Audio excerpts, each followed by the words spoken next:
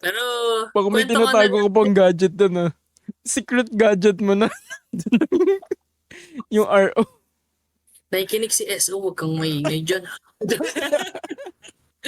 Hindi, joke lang. So, ayun nga din, di ba yung sinabi ko kanina na circle back tayo kay RO. Yung naging ano ko kasi doon, naging experience is ang laki na ng pera na ginagastos ko sa kanya.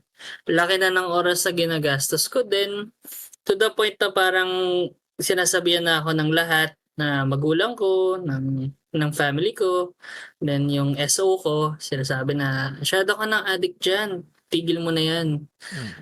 So, natauhan na din ako syempre. Tapos naisip ko, kailangan ko na to i-stop, no? Kasi parang nakaka-affect na siya sa buhay ko.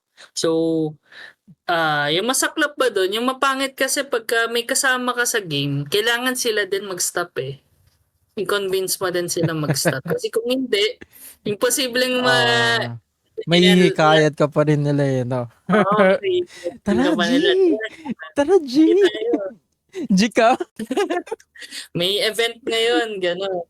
Eh, yung sa Ragnarok pa naman mahirap kasi everyday may event siya. Every 9 PM or every, set amount of time kailangan naglalaro ka. So, kaya yung hindi ko rin nakausap si AD Flex nun, eh, parang Oo, di ko siya kinausap. Nagtampo ako. oo, oo nga, sinistop ko si AD Flex for Pero ilang ang months. ginawa ko, nag-single player ako ng mga story game para 2 hours lang ako. Na-habit na din. So, Mm. yung sa akin naman nun, grabe talaga yung naging addiction ko.